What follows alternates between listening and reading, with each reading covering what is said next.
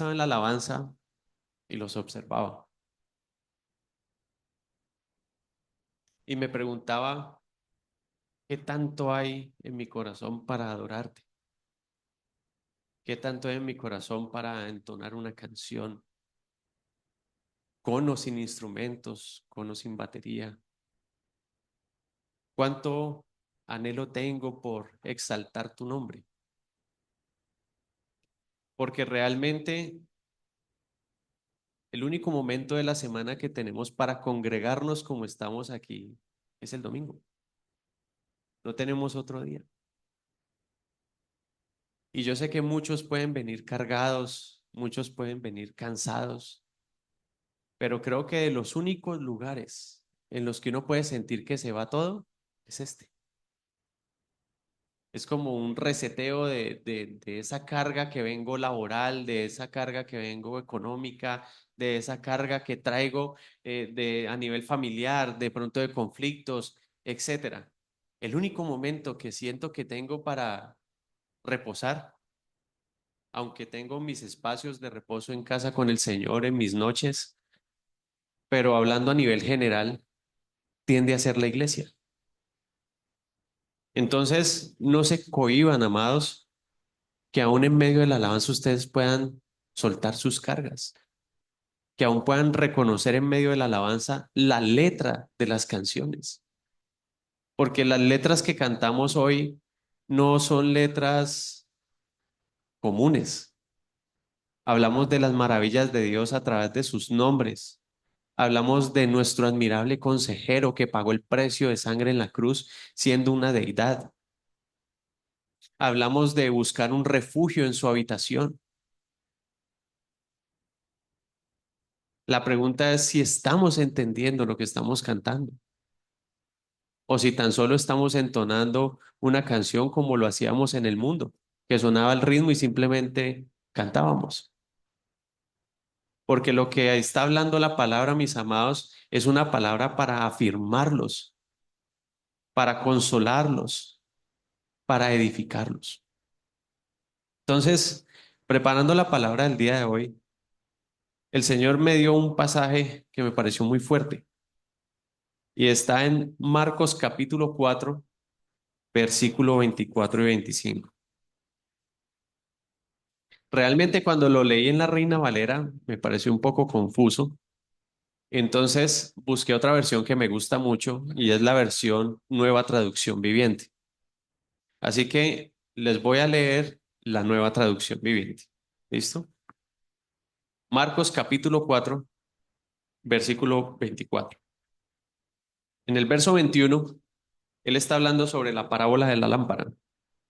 Está diciendo, ¿acaso alguien encendería una lámpara y luego la pondría debajo de una canasta o de una cama? Claro que no. Una lámpara se coloca en un lugar alto donde su luz alumbre.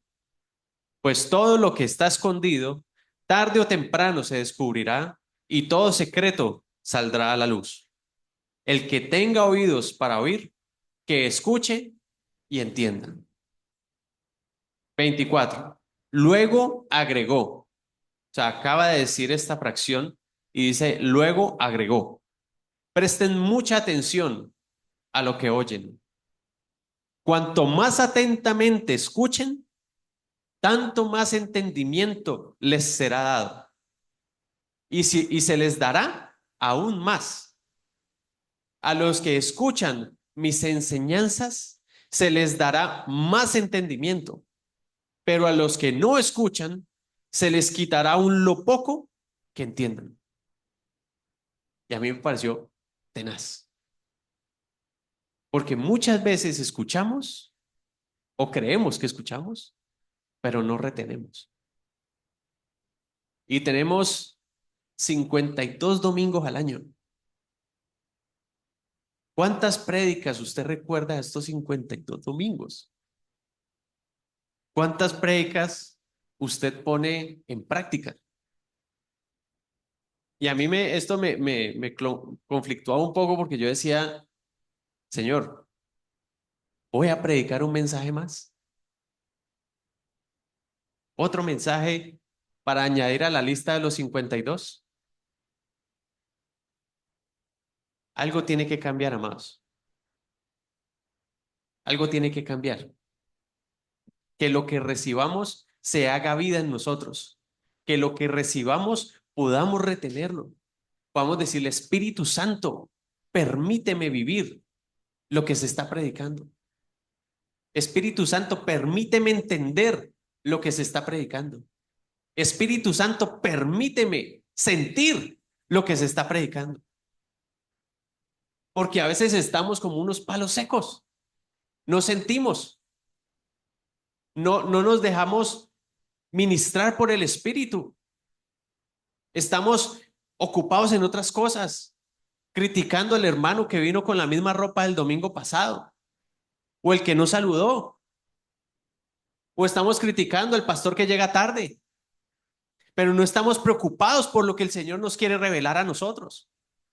No estamos enfocados en lo que la palabra nos está revelando. Así que, mis amados, tomen una decisión. Es tiempo de enfocarnos en la palabra, porque su palabra es verdad. Y hoy vamos a darnos un buen paseo bíblico. Se pueden peinar o despeinar. Estamos en unos tiempos, amados, cada vez más difíciles. Cada vez más evidente se hace la venida de Cristo. Cada vez. Es impresionante ver cómo se está desenlazando el mundo. Vemos, mis amados, cómo continúa la guerra en Israel, cómo se van adicionando enemigos a esta guerra. Estamos viendo, mis amados, el cumplimiento de promesas bíblicas que faltaban por cumplirse, lo cual nos especifica que el tiempo está cerca y no podemos ignorarlo. Vemos también, mis amados, cómo lo que sucede en un lugar afecta a la economía de todo el mundo. Y de hecho, yo creo que en lo que yo llevo de vida, nunca se había vivido tanta incertidumbre. Usted no sabe si mete su plata a un CDT porque no sabe si el banco va a quebrar. Usted no sabe si invierte en un negocio porque de pronto hay un paro. Usted no sabe si invertir en agricultura porque de pronto guerra en Rusia y los insumos se crecen y dejan de importar lo que usted necesita. Los que estaban en Jamundí nunca se imaginaron un conflicto armado aquí pegado.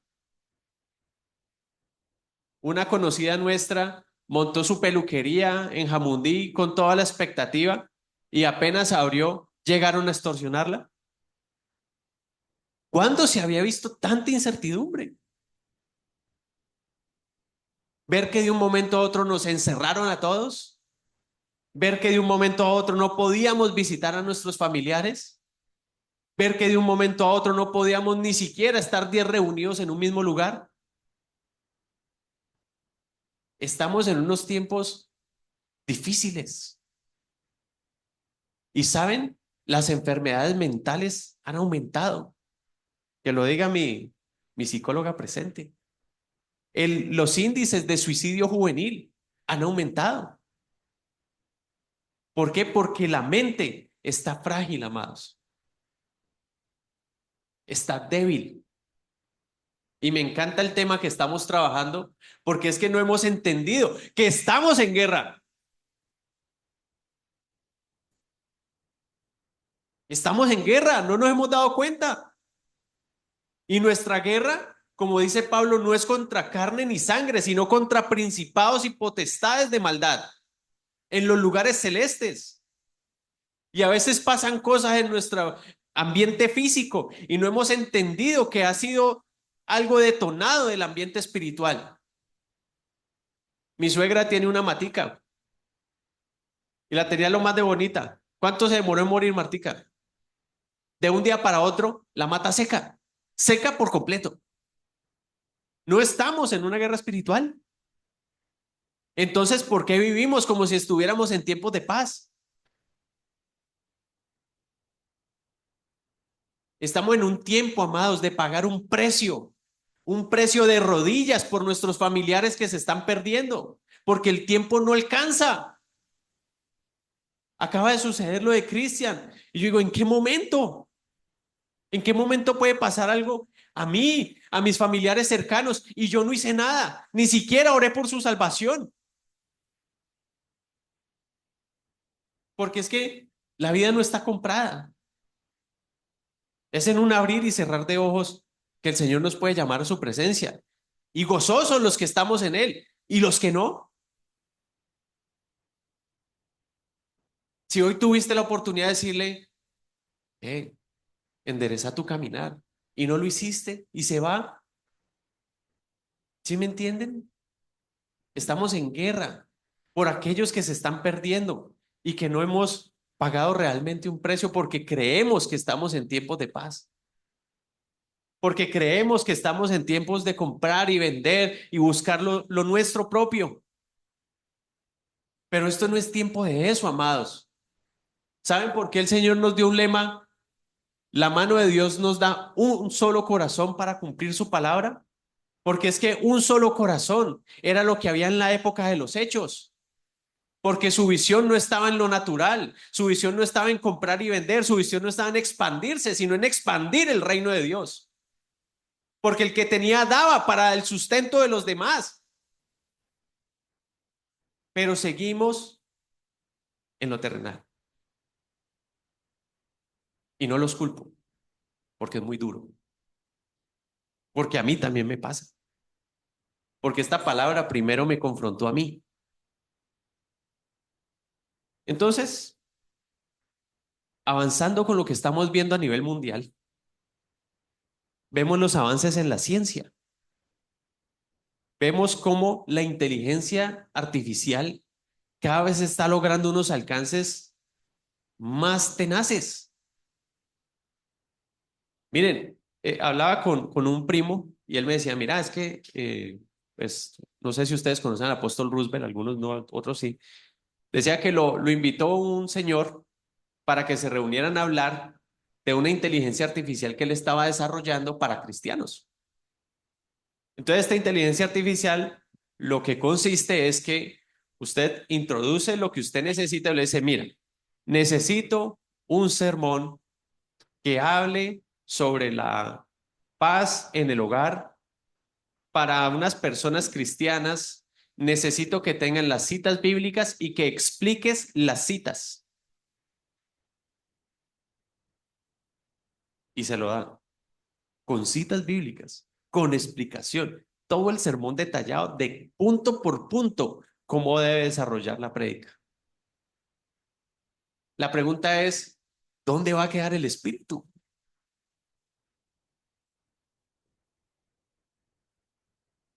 ¿No estamos en guerra? El problema es que no estamos dimensionando el tiempo en el que estamos. No estamos entendiendo los tiempos en los que nos encontramos. Y yo creo que si usted puede irse hoy, mis amados, con esta idea de que está en guerra, yo me voy por bien servido hoy.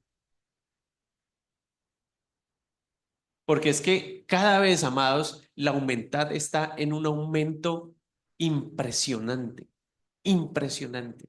Cada vez más va a ser más difícil reflejar la luz de Cristo al mundo, porque las tinieblas están cada vez más densas, más fuertes en el mundo. Y cada vez se hace más fácil decir, hay que respetar la opinión del otro. Entonces cada vez es más fácil decir uno que opina y dice una barbarie y otro viene a corregir su barbarie y todos le caen el que corrige la barbarie. Yo a veces veo esas peleas en Facebook que se generan tenaces en medio de comentarios y llega uno, Cristo viene pronto, váyase con su Cristo y eso empiezan a decirle un montón de comentarios terribles a la persona que viene a exhortar el que está haciendo un comentario terrible. Muestran parejas homosexuales y hacen comentarios y le dicen, arrepiéntanse. Y eso le caen hasta cristianos.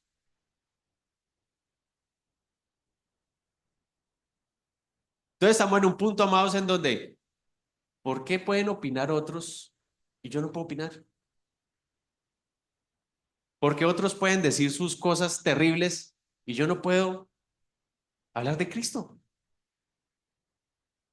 Se nos está cortando el tiempo, amados. Ahora, esto no es por contención, es por amor. Usted dijo lo que tenía que decir y se retiró. No espere a quedarse respondiendo mensajes. Al que le gusta de pronto escribir en Facebook. Otro avance tenaz.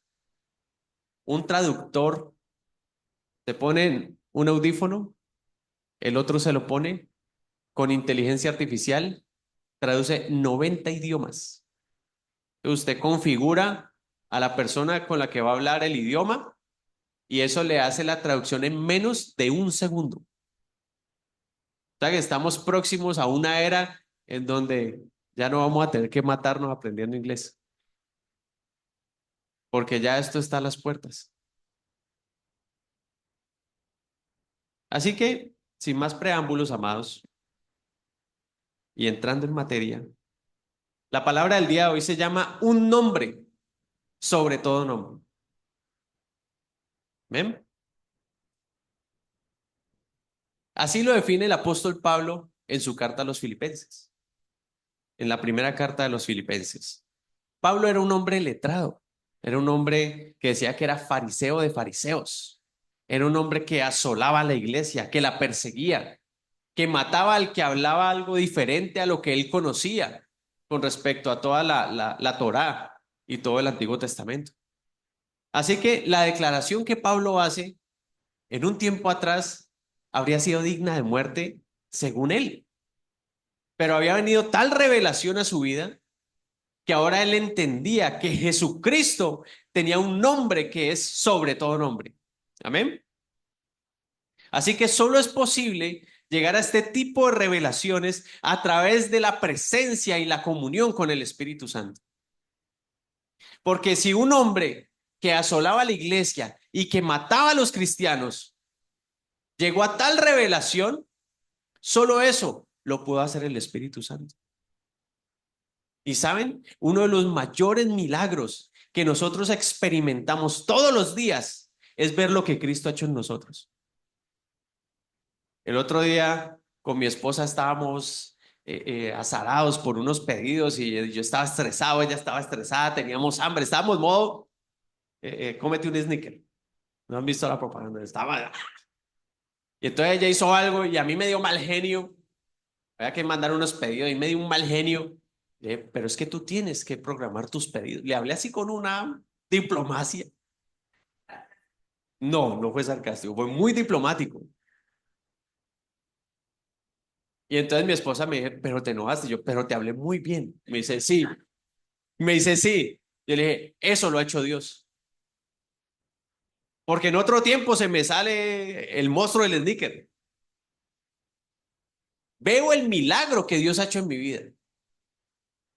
Y Dios está haciendo milagros en ustedes todos los días, en sus reacciones, en su forma de hablar, en el amor que profesan por otros, en la sensibilidad que empiezan a sentir al pecado. Todo eso es un milagro y no lo vemos. Se nos empieza a volver algo común, pero no es común, amados, que venga ese reargüir a tu corazón y tú digas, ya no quiero hacer esto. Eso es un milagro. Así que vamos a ir desarrollando el milagro que Cristo está haciendo en nuestras vidas. Porque ¿saben algo que está pasando hoy en día? Ya no creemos en el Dios de milagros.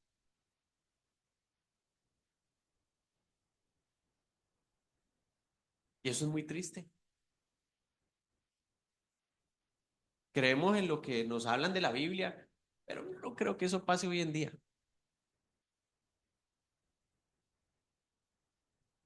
Así que solo el Espíritu, amados, nos puede llevar a la verdad. El Señor Jesús en su palabra en Juan capítulo 16, versículo 13, nos dice que el Espíritu Santo nos llevará a toda verdad, a toda verdad. Así que es un tiempo de buscar al Espíritu, de sentarnos con Él, Decirle, Señor, ¿qué hay para hacer? ¿Cómo es hoy? ¿Sí? Vamos a dos pasajes que me parecieron muy interesantes y que justamente los compartieron también el día de hoy, al menos uno de ellos, y es Romanos capítulo 12. Y el título de este capítulo dice, deberes cristianos. ¿Usted sabía que usted tenía deberes? ¿Y los conoce?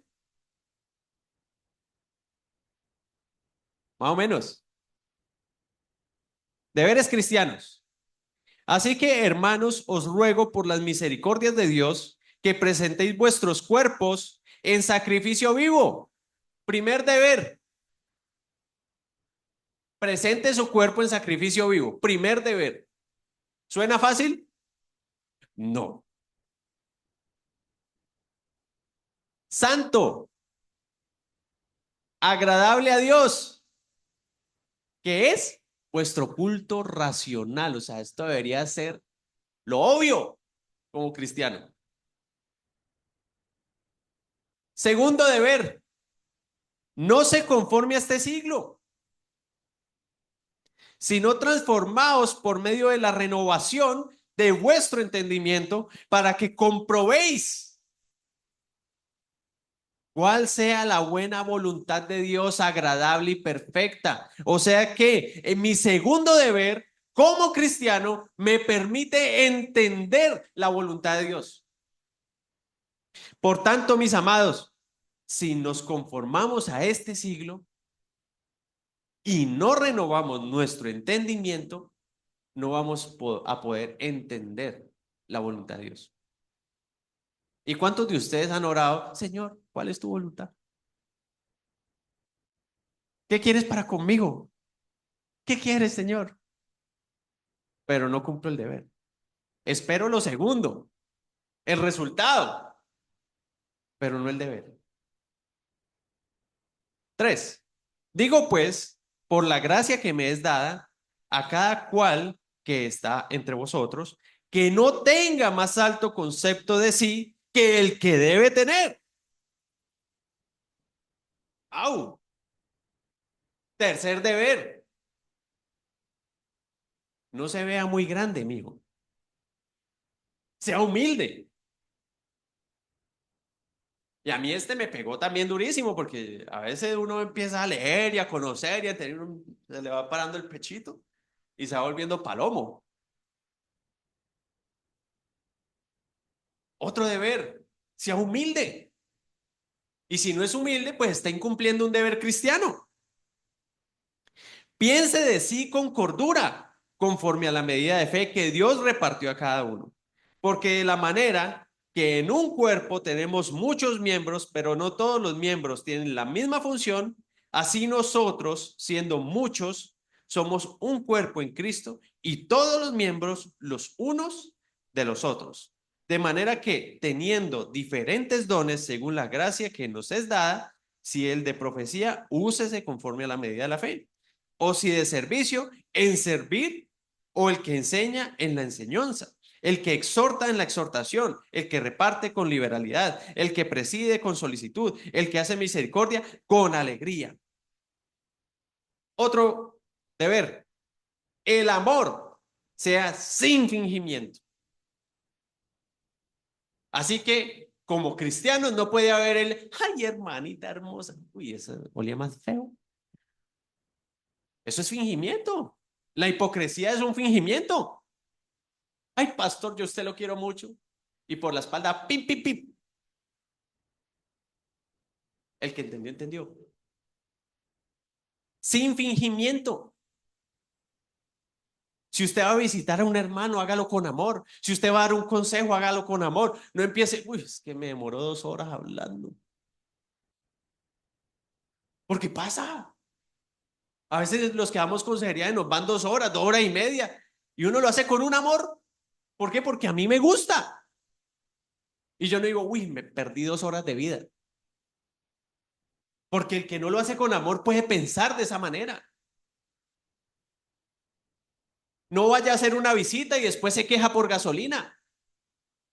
porque entonces no lo está haciendo con amor. ¿Sí me entienden? El amor sin fingimiento, un deber cristiano. Entonces, mejor no lo haga. Una vez mi mamá me dijo eso, me pidió un favor y ya, yo me fui renegando y entonces lo hice. A las patadas lo hice. Y llegué y me dice, mijo, si no lo va a hacer con amor, no lo hubiera hecho. Me dio más piedra. Pero yo le dije, pero es que ya lo hice.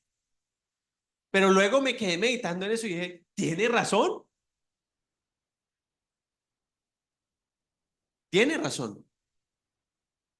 Porque el que haga las cosas, hágalas como para el Señor. Amén. ¿Están buenos los deberes? Bueno. 10. Amados los unos a los otros con amor fraternal, en cuanto a honra, prefiriéndoos los unos a los otros, en lo que requiere diligencia, no perezosos, fervientes en espíritu, sirviendo al Señor, gozosos en la esperanza, ¿sí? Sufridos en la tribulación, constantes en la oración, compartiendo para las necesidades de los santos, practicando la hospitalidad. Bendecid a los que los persiguen, bendigan y no maldigan. Gócense con los que se gozan, lloren con los que lloran. Unánimes entre vosotros, no altivos, sino asociándoos con los humildes. No sean sabios en vuestra propia opinión, no paguen mal por mal. Procuren lo bueno delante de todos los hombres. Si es posible, en cuanto dependa de vosotros, estad en paz con todos los hombres. No se venguen ustedes mismos, ámense, perdón, amados míos, sino dejen lugar a la ira de Dios, porque escrito está, mía es la venganza, yo pagaré, dice el Señor. Y a mí me cuesta un montón también, porque me tiran el carro y empiezo como, Eufrani me mandó un video de inteligencia vial y entonces muestra que un tipo va manejando y entonces se parquea y voltea a mirar el retrovisor y pasa una moto y ¡pah! Se le lleva el retrovisor. Y entonces el tipo llega ¡ah! Y ¡pum! Se vuelve un león y empieza a pitar y a perseguir al tipo y entonces no le dan paso y entonces casi atropella a un ciclista y el ciclista devuelve un mico también a alegarle y el tipo sigue y entonces ve un bus que no lo deja pasar y le tira el carro al del bus y entonces el del bus se vuelve un rinoceronte y entonces empieza a alegar y hasta que llega al donde el ciclista, al motociclista y le empieza a alegar por el retrovisor y el motociclista vuelve un cocodrilo y llega el tipo y le tira el carro y dice, no te hagas parte de esta jungla. Y yo vi eso y yo dije, miércoles, yo mentí como el león.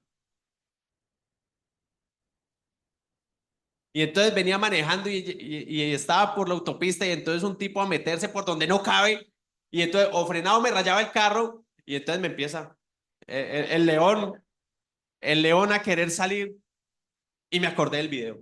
Señor, perdón, no voy a ser parte de esta jungla.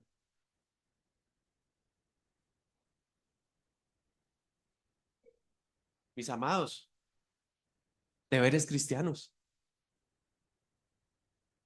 Y a veces parecemos menos cristianos de lo que decimos ser cristianos. Y esto nos cae a todos. Así que si está libre de pecado, tíreme la piedra. Vamos a otro pasaje para complementar nuestros deberes.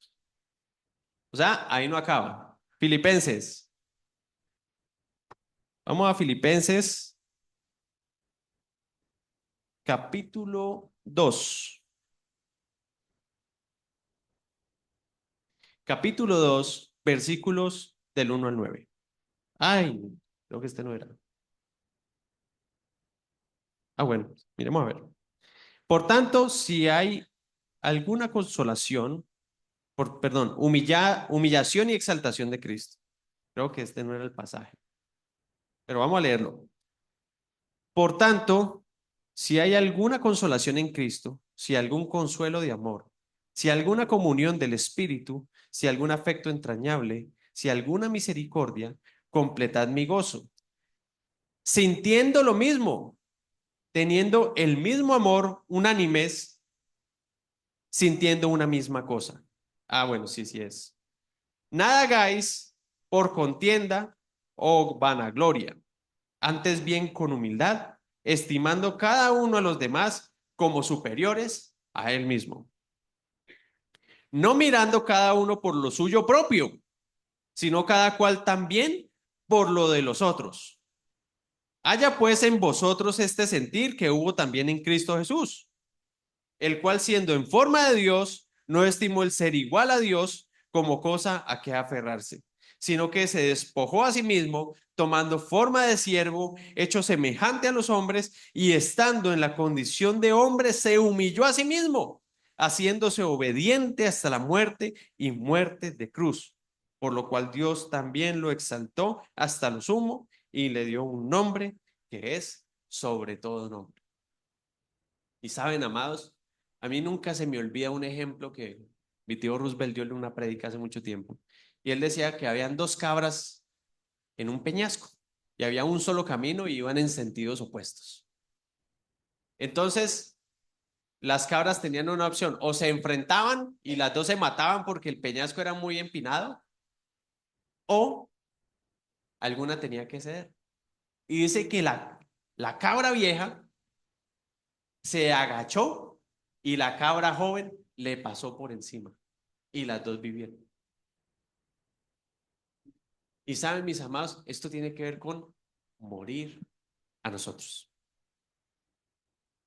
porque cada vez es más difícil morir a nosotros. Como deber cristiano, Jesús dijo, cada uno que quiera ser mi discípulo, tome su cruz y sígame. Y dice, cada día. Y saben, cada día es muy difícil agachar la cabeza. Cada día es muy difícil morir a mi propia opinión, a mi razón. Cada día es más difícil sostener un matrimonio, porque no hay quien quiera morir, porque no hay ninguno que quiere pagar el precio, porque llegan a la conclusión, no, esto no funcionó, íbamos por pensamientos diferentes, pero es que no hubo uno que dijera, por amor, yo muero. Y el matrimonio, amores, es bien duro.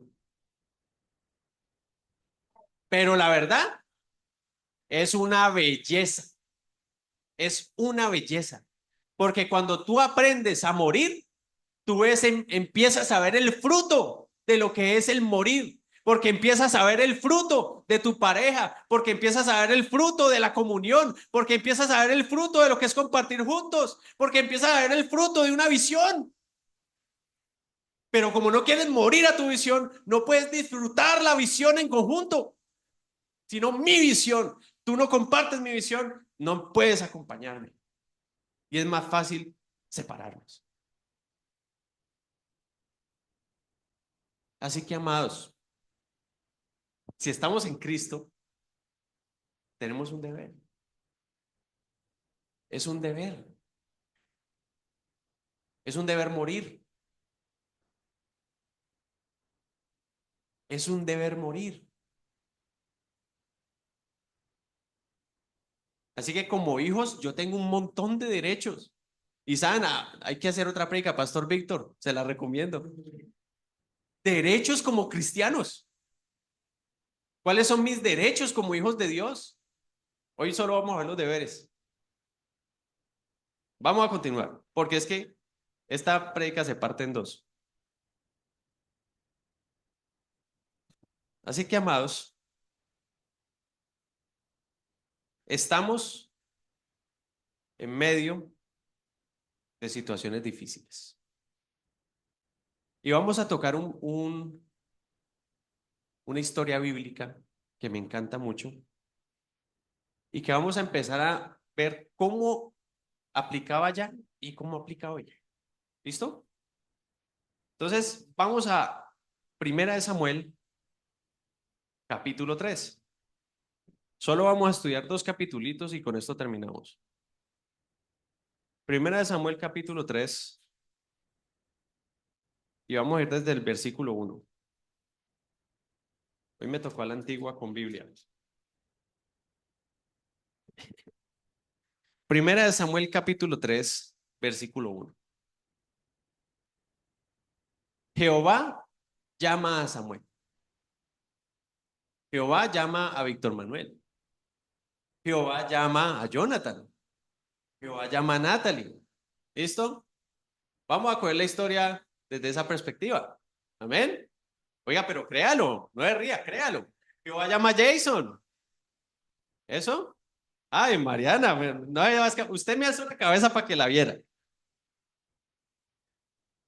El Señor nos está llamando a todos. Diga su nombre. Jehová me llamó.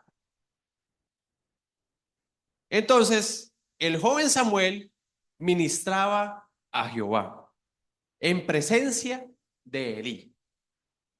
Y la palabra de Jehová escaseaba en aquellos días. No había visión con frecuencia. Y yo le hago una pregunta. ¿Hoy en día vivimos eso? Miren, tenemos hermanos en el extranjero que sí que les ha costado encontrar una iglesia. Que dicen, no, es que llegamos y no hay dónde. Vamos a un lado y tienen Biblia, pero no tienen espíritu. Vamos a otro y es como muy liberales y ya rayan como con muchas libertades. Es difícil encontrar una buena iglesia que tenga un equilibrio. Entonces, escasea la palabra y escasea la visión. ¿O no? Listo, continuamos. Y aconteció un día que estando Elí acostado en su aposento, cuando sus ojos comenzaban a oscurecerse, de modo que no podía ver, Samuel estaba durmiendo en el templo de Jehová, donde estaba el arca de Dios, y antes que la lámpara de Dios fuese apagada, Jehová llamó a Samuel y él respondió, heme aquí. Vamos a desglosar estos pedacitos. Número uno, ¿dónde estaba Samuel? En el templo, muy bien. ¿En qué parte del templo? Cerca del arca. Quiere decir que estaba en el tabernáculo. ¿Qué pasaba en el arca? La presencia de Dios. ¿Sí? Vamos contextualizando. Entonces háganse una imagen mental. Estaban en el templo, él estaba en el templo, él estaba cerca de la presencia, cerca donde estaba el arca, pero Elí, que era el sacerdote, estaba en su aposento. De hecho, estaba quedando, era ciego, no especifica que él estaba dormido. Pega era que le estaban oscureciendo los ojos porque estaba perdiendo la visión. ¿Listo? Y dice que Jehová llamó a Samuel. Así que mis amados, Samuel habitaba, dormía cerca de la presencia, pero pasaba algo interesante. Y lo vamos a ver más adelante en el versículo 7. No conocía a Dios.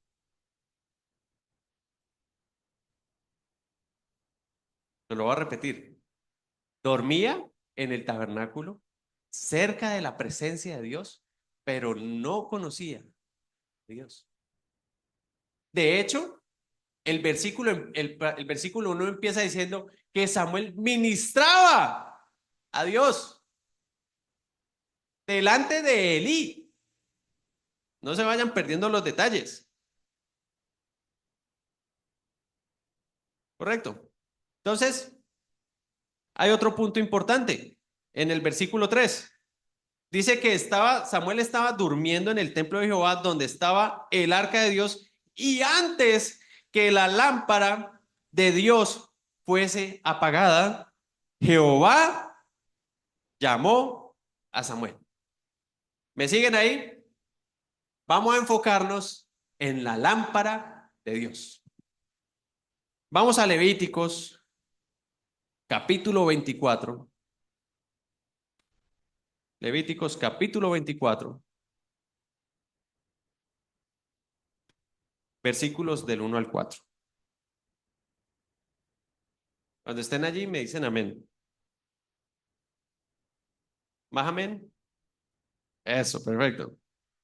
Aceite para las lámparas. Habló Jehová a Moisés diciendo, manda a los hijos de Israel. ¿A quién? o sea, al pueblo, ¿correcto? Manda al pueblo que te traigan para el alumbrado aceite puro de olivas machacadas para hacer arder las lámparas. ¿Cómo? Continuamente, fuera del velo del testimonio, en el tabernáculo de reunión, las dispondrá Aarón desde la tarde hasta la mañana delante de Jehová. Es estatuto perpetuo por vuestras generaciones. ¿De quién era la responsabilidad de tener la lámpara encendida todo el día? Del sacerdote. El pueblo traía el aceite. El sacerdote mantenía el fuego prendido. Ojo pues, sobre el candelero limpio pondrá siempre en orden las lámparas delante de Jehová. ¿Alguien tiene una nueva traducción viviente que me facilite? Aquí, Juanquita. Lo voy a leer por cuestión de los que están. Dice, estamos en el 24 del 1 al 4. Ordena al pueblo de Israel que traiga aceite puro de olivas prensadas para el alumbrado y así mantener las lámparas continuamente encendidas. Las lámparas del candelabro que está en el tabernáculo frente a la cortina interior que protege al arca del pacto, donde dormía Samuel. Aarón deberá mantener las lámparas encendidas en la presencia del Señor toda la noche. Así que, ¿cómo es posible que Samuel se estaba quedando dormido antes de que se apagaran las lámparas?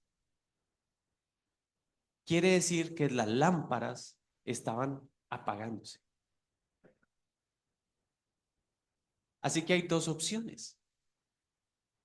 Y aquí nos abrimos a las hipótesis. O el pueblo no llevaba aceite, o el sacerdote no estaba cumpliendo con su mandato perpetuo. O las dos. Hipótesis. Quiere decir, amados, que asumiendo cualquiera de las posturas, algo estaba mal. Algo faltaba. Y recuerden que el capítulo empieza diciéndome que no era común ver visiones. No era común, escaseaba la palabra de Dios. Así que ahí vemos un complemento de la hipótesis a la cual nos inclinamos más. No era común porque faltaba alguien que tuviera presencia. ¿Amén? Volvamos a Samuel. Primera de Samuel.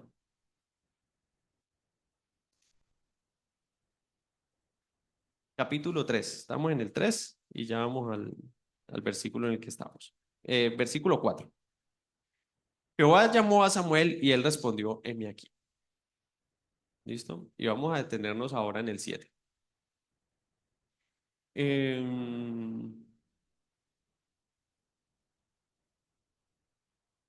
Ok. Primero Samuel capítulo 3, versículo 5. Y corriendo luego a Elí, dijo, heme aquí, ¿para qué me llamas? ¿Para qué me llamaste? Y Elí le dijo, yo no he llamado, vuelve y acuéstate. Y él se volvió y se acostó. Y Jehová volvió a llamar otra vez a Samuel, y levantándose Samuel, vino a Elí y dijo, heme aquí, ¿para qué me has llamado? Y él le dijo, hijo mío, yo no he llamado, vuelve y acuéstate. Y Samuel, repita conmigo, y Samuel no había conocido aún a Jehová, ni la palabra de Jehová le había sido revelada. ¿Cómo es esto? Vivía en el templo, servía en el templo, dormía al lado de la presencia y no conocía a Jehová. Y esto es algo que es impactante, amados, porque es que en la iglesia hay un montón así. ¿Y saben por qué dudamos tanto del Señor? ¿Saben por qué nos cuesta tanto ver los milagros del Señor? Porque no lo conocemos. Porque no conocemos su misericordia. Porque no conocemos su justicia. Una vez hablaba con alguien, no recuerdo con quién realmente, porque he hablado con mucha gente, y él me decía, es que yo a veces creo que las cosas malas que me pasan es porque yo hice algo malo delante de Dios.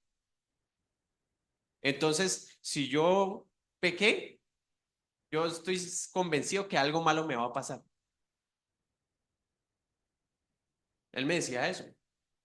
Yo le decía, amigo, tú no conoces la misericordia del Señor, porque Cristo te buscó siendo un pecador, Señor.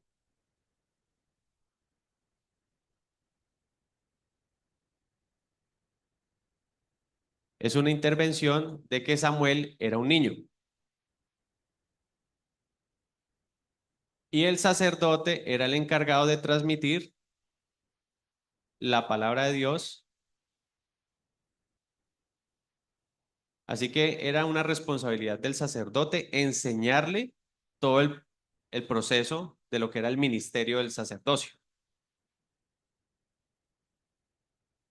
Lo que se puede interpretar es que él como niño no tenía la responsabilidad de interpretar. No obstante, vemos que Jeremías también fue llamado de niño y también era de un linaje sacerdotal. ¿Listo? Entonces, es otra hipótesis. Continuamos. 8. Jehová pues llamó la tercera vez a Samuel y él se levantó y vino a Elí y dijo, heme aquí, ¿para qué me has llamado? Entonces entendió Elí que Jehová llamaba al joven. Y dijo Elí a Samuel, ve y acuéstate y si te llamare dirás, habla Jehová, porque tu siervo oye. Así que fue Samuel y se acostó en su lugar y vino Jehová y se paró y llamó como las otras veces, Samuel, Samuel. Entonces Samuel dijo, habla, porque tu siervo oye. Y Jehová dijo a Samuel, he aquí, haré yo una cosa en Israel que a quien la oyere le retiñirán ambos oídos. Aquel día yo cumpliré contra Elí todas las cosas que he dicho sobre su casa, desde el principio hasta el fin.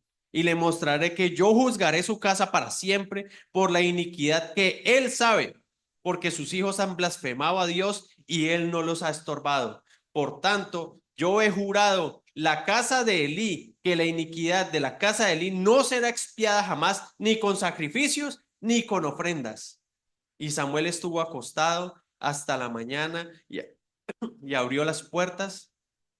Miren que estaba acostado hasta la mañana, ya que no debía apagarse la lámpara. Y dice, y Samuel temía descubrir la visión a Elí. Llamando pues Elí a Samuel, le dijo, hijo mío Samuel, y él respondió, heme aquí. Y Elí dijo, ¿qué es la palabra que te habló? Te ruego que no me la encubras, así te haga Dios y aún te añada. Ese así te haga Dios y aún te añada es así, si no lo haces, que te mate. O sea, es una cosa así fuerte. ¿Eh? Entonces dice, eh, si me encubrieres palabra de todo lo que habló contigo. Y Samuel se lo manifestó todo, sin encubrirle nada. Entonces, él dijo, Elí, Elí dijo lo siguiente, Jehová es, haga lo que bien le pareciera. Y saben, a mí me impactó la respuesta de este tipo, porque yo dije, ¡qué dureza! Uno tiene que estar muy duro para no rasgar las vestiduras, echarse ceniza en la cabeza y decir, perdóname, Señor, ten misericordia de mi casa. Porque vimos que los paganos de Nínive, cuando Jonás fue con el mensaje, lo que hicieron fue ayunar desde el perro hasta el rey.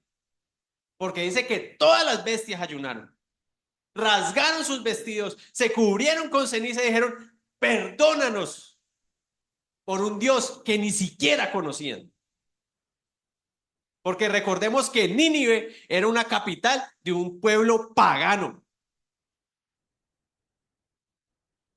Y este hombre, que era un sacerdote de la línea de Leví, no tuvo ni siquiera el dolor de contristar a Jehová. Y eso, amados, es lo que hace el pecado. Porque cuando estamos en pecado, cada vez nuestro corazón se endurece más. Cada vez que nosotros pecamos y no vamos a la presencia y le decimos, Señor, la embarré, te fallé, no apartes de mí tu misericordia. Damos lugar para que nuestro corazón se endurezca.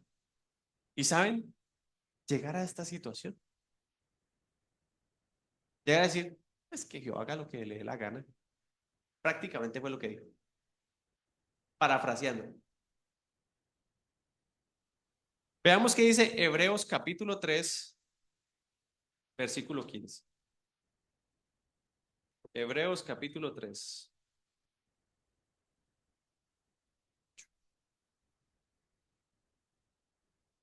Hebreos 3:15 dice así. Entre tanto que se dice, si oyereis hoy su voz, no endurezcáis vuestros corazones como en la provocación. Así que, mis amados, no permita, no se dé el lujo de no arrepentirse de sus pecados. Entre tanto que se dice hoy, vaya a la presencia del Señor y póngase a cuentas con el Padre. El Señor, te fallé, he pecado, he hecho esto, he hecho lo otro. Póngase a cuentas con el Señor. Dios nos está dando una oportunidad, amados. Quizá mañana no la tengamos. Amén.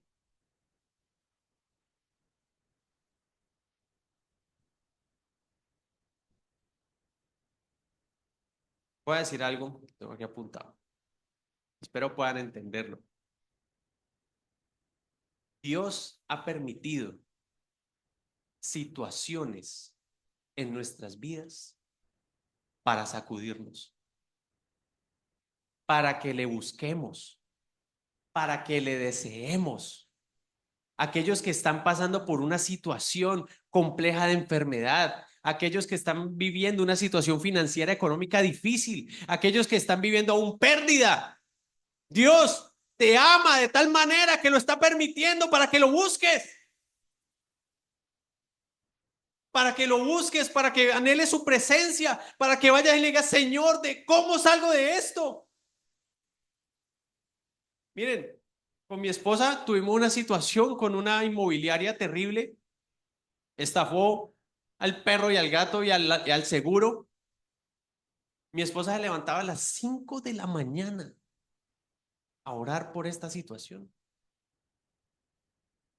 Yo decía, Señor, tú permites situaciones para que te busquemos. Y si no hay para el arriendo, ¿qué hace? Señor, no hay. Y si no hay para comer, ¿qué hace? Señor, ¿qué hay? ¿Por qué tenemos que esperar a vivir situaciones dolorosas y difíciles para buscarlo? ¿Por qué no hemos entendido que Él está a la puerta y llama? Si alguno oye su voz, Él va a entrar y va a cenar contigo, va a tener una intimidad contigo, va a estar en relación contigo para decirte tranquilo, yo soy tu sustento, yo soy tu proveedor, yo no te voy a faltar, yo te acompaño en la soledad, en medio de esa tristeza que te agobia, yo estoy allí. Él está presente. Nada puede llenar tu corazón como Él lo puede hacer. Nada, nada, nada, nada puede hacerlo. Entonces Dios quiere revelarse y permite cosas dolorosas, porque a veces estamos con el corazón de Elí y tiene que quebrantarlo y tiene que romperlo para poder llegar a lo profundo y decir, yo estoy allí para ti, no te he desamparado, no te he abandonado, aun cuando intentaste suicidarte, yo estaba allí, nunca te dejé. Te abrigué con el hueco de mi mano, te di sustento, te di amor, te acobijé, te di una oportunidad más. Cuando hiciste todo mal, cuando decidiste ir como los cerdos a revolcarte en la porquería, yo te saqué, yo te limpié, yo te di nombre, yo te di nombre, yo te di nombre, yo te di nombre,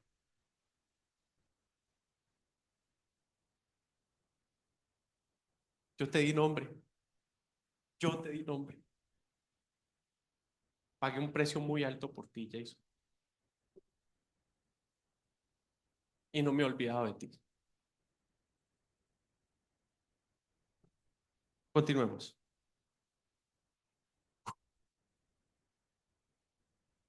19. Y Samuel creció y Jehová estaba con él y no dejó caer a tierra ninguna de sus palabras.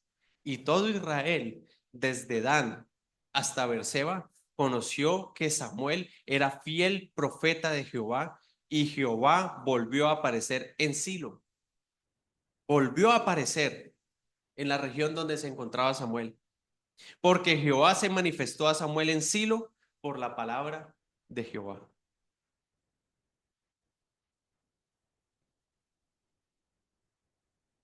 Satanás ha decretado, mis amados, y esto lo vamos a ver en el versículo 4. Recuerden que estamos en guerra. Y Samuel habló a todo Israel por aquel tiempo. Salió Israel a encontrar en batalla a los filisteos y acampó junto a Ebenezer. ¿Saben qué significa Ebenezer? Mi roca de protección. Allí se encontraba el pueblo de Israel. Y los filisteos acamparon en Afec. Y los filisteos presentaron la batalla a Israel, y trabándose el combate, Israel fue vencido delante de los filisteos, los cuales hirieron en la batalla en el campo como a 4,000 hombres.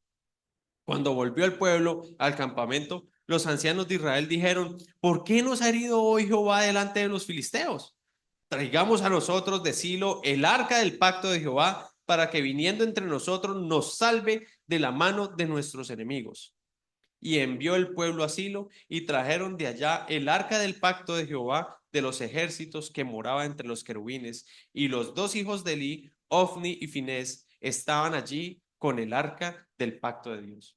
Ya todos sabemos quién eran Ofni y Finés, los hijos de Eli que estaban con una profecía de muerte, y eran unos blasfemos delante de Dios. Lo leímos en el capítulo anterior. Aconteció que cuando el arca del pacto de Jehová llegó al campamento, todo Israel gritó con tan gran júbilo que la tierra tembló. Cuando los filisteos oyeron la voz de júbilo, dijeron: ¿qué voz de gran júbilo es esta en el campamento de los hebreos? Y supieron que el arca de Jehová había sido traída al campamento, y los filisteos tuvieron ¿qué? Miedo, porque decían: ha venido Dios al campamento. Y dijeron: ¡ay de nosotros! Pues antes de ahora no fue así. ¡Ay de nosotros! ¿Quién nos librará de la mano de estos dioses poderosos? Estos son los dioses que hirieron a Egipto con toda plaga en el desierto. ¿Saben? Tenían más conocimiento, más temor que los mismos sacerdotes que estaban al lado del arca. Esforzaos, oh filisteos, y sed hombres, para que no sirváis a los hebreos como ellos os han servido a vosotros. Sed hombres y pelead. Pelearon pues los filisteos, e Israel fue vencido. Y huyeron cada cual a sus tiendas, y fue hecha muy grande mortandad, pues cayeron de Israel 30,000 hombres de a pie, y el arca de Dios fue tomada, y muertos los dos hijos de Eli, Ofni y Finés. Y corrieron en la batalla, y corriendo de la batalla un hombre de Benjamín llegó el mismo día a Silo, roto sus vestidos y tierra sobre su cabeza. Y cuando llegó, he aquí que Elí estaba sentado en una silla, vigilando junto al camino, porque su corazón estaba temblando por causa del arca de Dios. ¿Saben qué es curioso que esté vigilando estando ciego? ¿Qué vigila un ciego? ¿Qué vigila un ciego?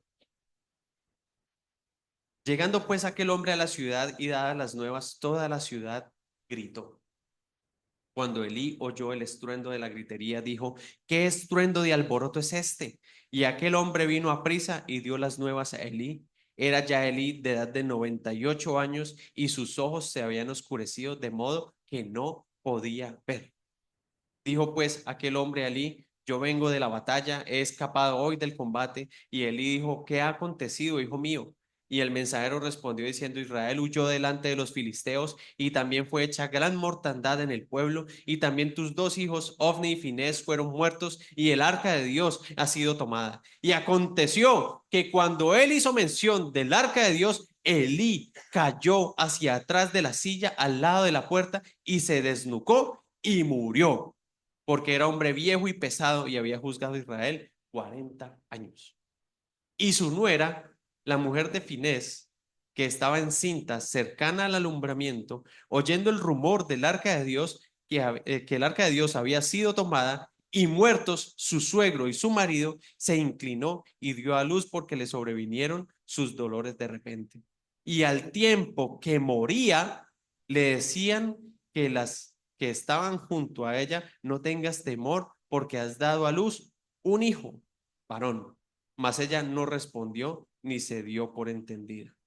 Y llamó al niño Icabod. Icabod. Traspasada es la gloria de Israel por haber sido tomada el arca de Dios y por la muerte de su suegro y de su marido. Dijo pues: traspasada es la gloria de Israel porque ha sido tomada el arca de Dios. Icabod es: Dios nos ha desamparado. Y Satanás ha decretado Icabod sobre tu vida. Icabod sobre tu casa. Icabod sobre tus finanzas. Icabod sobre tu fe. Icabod sobre tu salud. Pero el Señor te dice hoy: yo declaro sobre tu casa, sobre tus finanzas, sobre tu fe, sobre tu salud, Ebenezer, Ebenezer, la roca de protección, el pronto auxilio, porque lo que fue llamado para maldición, Dios lo ha decretado para bendición. Porque lo que Satanás declaró para muerte, el Señor lo decreta para vida. No tiene autoridad sobre esta casa. No tiene autoridad sobre tus hijos. No tiene autoridad sobre tu familia, ni sobre tu salud, ni sobre tus finanzas. Porque el Señor está contigo a donde quiera que vayas hasta el fin del mundo. Póngase de pie, iglesia. Y quiero que lea conmigo, con convicción, el Salmo capítulo 27.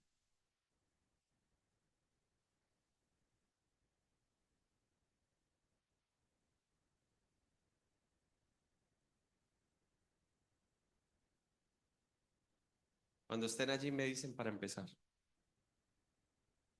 Jehová es mi luz y mi salvación. ¿De quién temeré?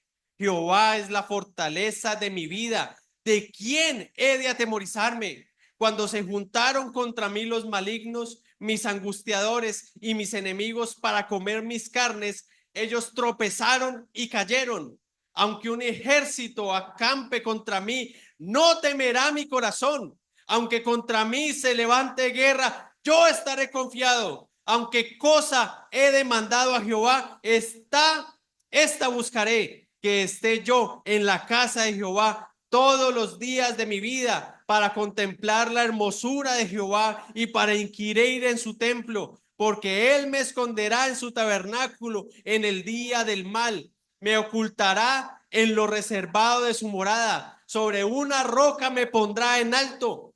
Luego levantará mi cabeza sobre mis enemigos que me rodean, y yo sacrificaré en su tabernáculo sacrificios de júbilo.